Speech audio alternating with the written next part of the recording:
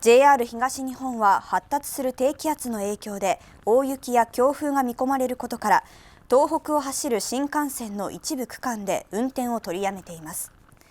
秋田新幹線では盛岡駅と秋田駅の上下線で今日の始発から昼頃まで運転を見合わせます。また東北新幹線では午前11時頃から仙台駅と盛岡駅の上下線で運転を見合わせます。